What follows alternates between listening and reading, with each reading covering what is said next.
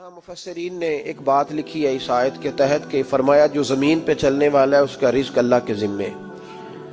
فرماتے ہیں کہ یہ اللہ نے ہماری عقل کے مطابق ہم سے بات کی ہے، ورنہ آسمانوں میں جتنی مخلوق ہے رزق اس کا بھی اللہ کے ذمے ہی ہے. یہاں جو فی الارض کے لفظ ہے زمین پہ، وہ ہمیں سمجھانے کے لیے کہ تم نے تو صرف یہ دنیا دیکھی ہے نا، تو جس کو تم نے دیکھا ہے وہ سب کھاتے اللہ کا دیا ہوا ہی ہے. تو جو ہم نے دیکھا تھا رب کریم نے اس کے مطابق ہمیں سمجھا دیا. فرمایا کچھ تو تم نے دیکھے ہی نہیں، چلو ان کی تم سے بات نہیں کرتے، پر جو تم نے دیکھے ہیں ان سب کا رزق کس کے ذمے ہے؟ اللہ کے. میرے محبوب کریم علیہ الصلوۃ والسلام نے فرمایا اللہ پہ بھروسہ رکھ کے سویرے نکل جانا رزق کی تلاش میں. کس پہ بھروسہ رکھنا ہے؟ نکلنا تمہارے ذمے ہے. یہ نہ کہنا کہ گھر بیٹھوں گا تو یہیں آئے گا، نکلنا تمہاری ذمہ داری ہے. جتنی ذمہ داری ہے وہ پوری کرنا. اللہ پہ بھروسہ کر کے نکل جانا تمہاری ذمہ داری ہے. رب کا ذمہ ہے تمہیں رزق دینا، وہ ضرور تمہیں رزق پہنچائے گا. یا رسول اللہ صلی اللہ علیہ وسلم کس طرح پہنچے گا؟ تو ذرا حضور کے لفظوں کا حسن بھی دیکھیے. نبی پاک صلی اللہ علیہ وسلم نے فرمایا جس طرح موت تمہیں ڈھونڈ لیتی ہے نا کہ تم کہاں موجود ہو، جب وقت آتا ہے تو انسان پاکستان میں ہو تب بھی آ جاتا ہے، جدہ میں ہو تب بھی آ جاتا ہے، مکہ میں ہو یا مدینہ طیبہ میں وقت پھر بھی آ جاتا ہے. فرمایا جس طرح موت تم جہاں بھی ہو تم تک پہنچ جاتی ہے نا، اس طرح تمہارا رزق بھی تم جہاں موجود ہوتے ہو اللہ وہاں پہنچا دیتا ہے.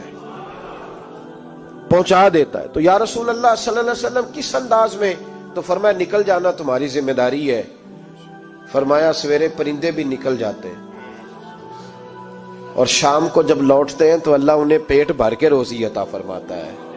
حالانکہ ان کو نہیں پتا ہوتا ہمارا کارخانہ کہاں ہے، ہم نے کہاں جا کے مزدوری کرنی ہے. ان کو نہیں پتا ہوتا کہ ہمارا دفتر کہاں ہے، ہم نے کس آفس میں بیٹھنا ہے. ان کو نہیں پتا ہوتا کہ ہم نے کہاں جا کے مال خریدنا ہے اور کہاں سے ہم نے پھر اس کو دوبارہ بیچنا ہے. انہیں خبر نہیں ہوتی. اللہ پہ بھروسہ کر کے نکل جاتے ہیں. نکلنا تو تیرے ذمے ہے کہ نہیں؟ فرمایا وہ تو ڈیوٹی کر، شام کو اللہ جو رب پرندوں کو روزی دیتا ہے وہ تجھے بھی عطا فرمائے گا.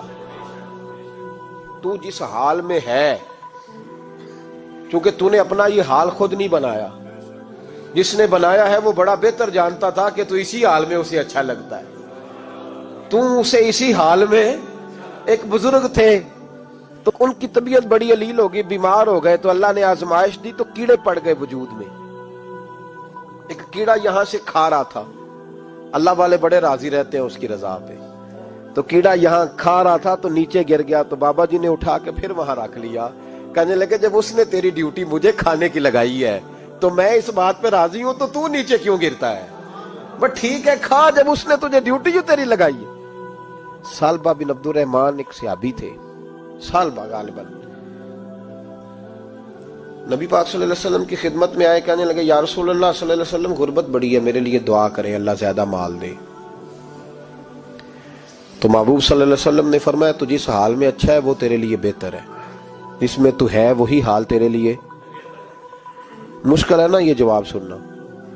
یا رسول اللہ صلی اللہ علیہ وسلم دعا کر دے. تو محبوب نے کیا فرمایا؟ فرمایا تو جس حال میں ہے نا وہ حال تیرے لیے بہتر ہے، اسی میں رہ. کہ نہیں حضور دعا کریں. فرمایا سالبہ تو باز آ جا. حضور دعا کریں. فرمایا تو باز آ جا. 2-3 دفعہ کا ضد کی. محبوب نے فرمایا جا پھر اللہ تجھے زیادہ پیسے دے گا. چند بکریاں خریدی، اتنی برکت ہوئی کہ بکریوں کے ریوڑ بن گئے. پھر کچھ بکریاں بیچ کے گائے خرید لی، ان کے بھی ریوڑ ہو گئے. پھر کچھ اونٹنیاں لے لی، ریوڑ ہی ریوڑ. پہلے 5 وقت مسجد میں آتے تھے، اب فجر اور عشاء رہ گئی. پھر مال زیادہ ہوا تو مدینے شہر میں کوئی جگہ ہی نہیں، مدینے سے باہر حویلی خریدی، پھر جمعہ ہی رہ گیا. جمعے کے جمعے آتے. زکوٰۃ کا حکم آیا. میرے نبی کریم علیہ السلام نے حضرت ابو ہریرہ کو بھیجا. فرمایا جا اسے کہہ تیری زکوٰۃ بنتی ہے 2.5%. تو سالبہ کے پاس حضور نے پیغام بھیجا. پہلے تو کہا تیرے لیے بہتر نہیں مال. جب اصرار کیا تو بڑی برکت ہو گئی، بڑا آیا تو فرمایا زکوٰۃ دے.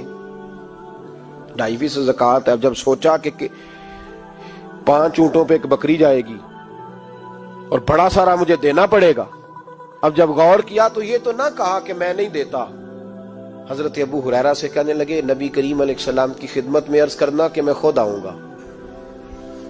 حضرت ابو ہریرہ نے آ کے عرض کی یا رسول اللہ صلی اللہ تعالی علیہ وسلم، حضور وہ کہتے تھے میں خود آؤں گا، تو کہتے ہیں محبوب نے ٹھنڈی سانس لی، فرمایا اسے کہا تھا کہ تیرے لیے مال بہتر نہیں، اب ہلاک ہو گیا، ہائے افسوس ہلاک ہو گیا۔ ان کو بھی تھوڑی دیر کے بعد احساس ہوا کہ یہ میں نے کیا کیا، نبی پاک کو ہی کہہ دیا نہیں ہے، حضور کو کہہ دیا بعد میں آؤں گا۔ اب دوڑے آئے، عرض کی حضور میں سارا کچھ لے کے آیا ہوں، قبول کر لیں۔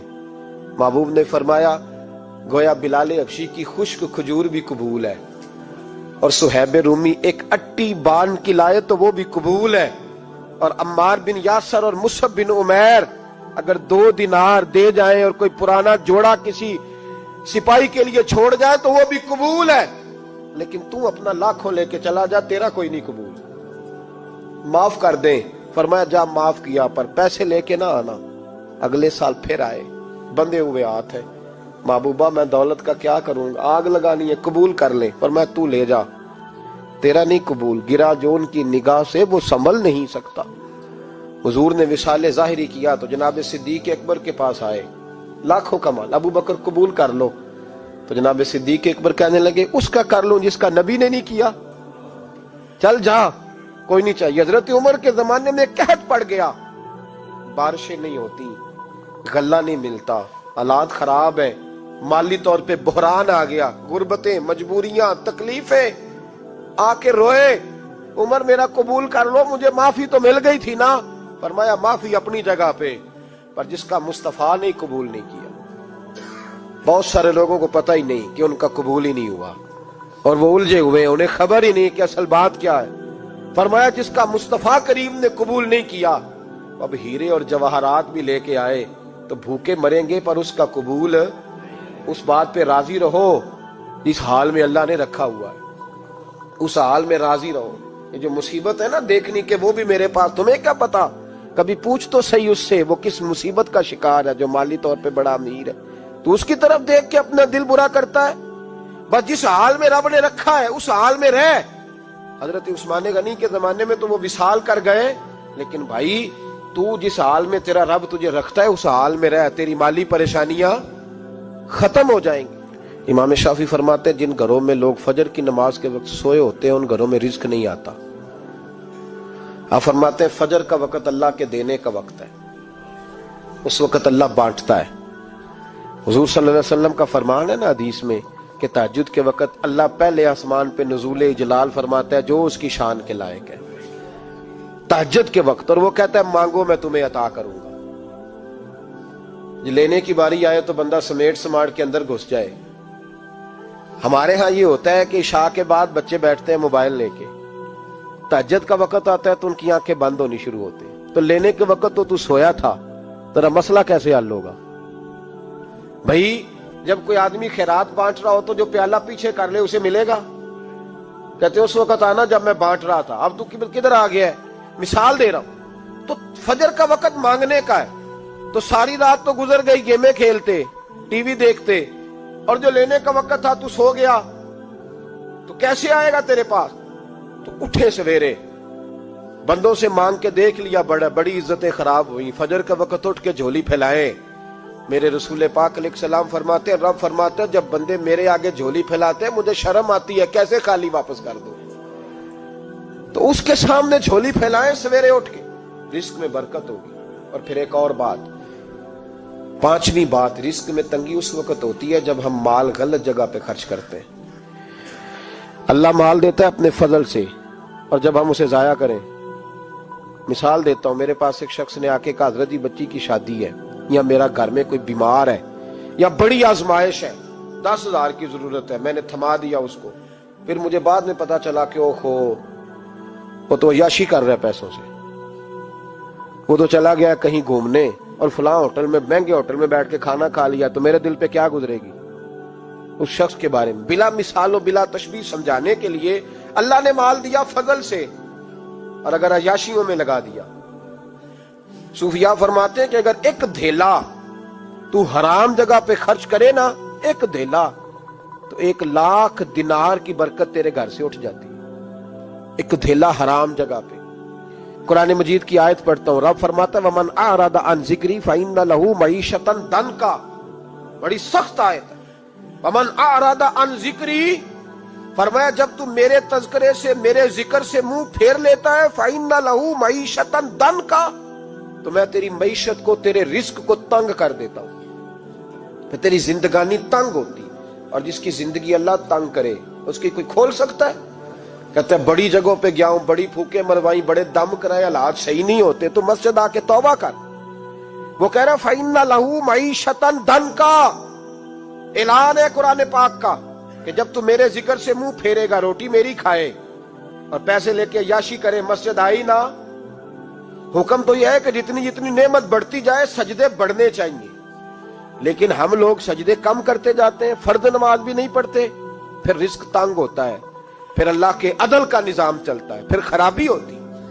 اس لیے یاد رکھیں قرآن مجید نے حکم دے دیا کہ اگر چاہتے ہو کہ رزق میں برکت ہو تو پھر رزق دینے والے کے آگے جھک جاؤ، پھر رزق دینے والے کے آگے جھکو۔ تو مالی پریشانی کا بہت بڑا سبب یہ ہے کہ ہم مسجد کی طرف نہیں آتے، دین کی طرف نہیں آتے، پیسہ ناجائز جگہ پہ خرچ ہوتا ہے۔